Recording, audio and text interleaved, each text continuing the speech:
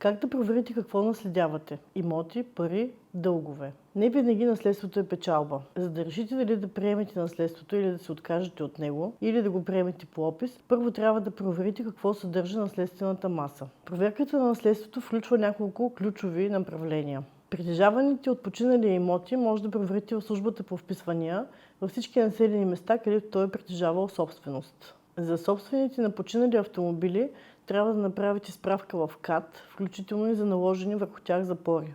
За собствените на починалия банкови сметки, банкови касетки и кредити можете да направите справка в Българска народна банка. За наличие на изпълнителни дела, заведени от и срещу починалия, трябва да направите справка при частните и държавните съдебни изпълнители. Относно притежаваните от починалия дялове в търговски дружества, трябва да направите справка в Търговски регистър и в регистър БУЛСТАТ. Относно притежаването от починалия ценни книжа, трябва да направите справка в Централния депозитар.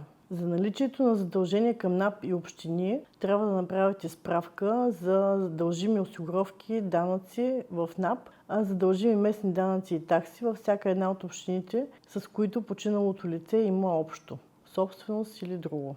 Обръщаме внимание за нещо много важно. Когато подавате исканията си за извършване на тези проверки, преди да сте решили дали да приемете наследството или да се откажете от него, никога не ги подавайте в качеството си на наследник, защото в противен случай това може да ви донесе много неблагоприятни последици. За да разберете какво трябва да направите след смъртта на ваш близък, потърсете нашето специално видео за това. За повече информация последвайте ни в нашите социални канали или запазете своя час за консултация през нашия уебсайт.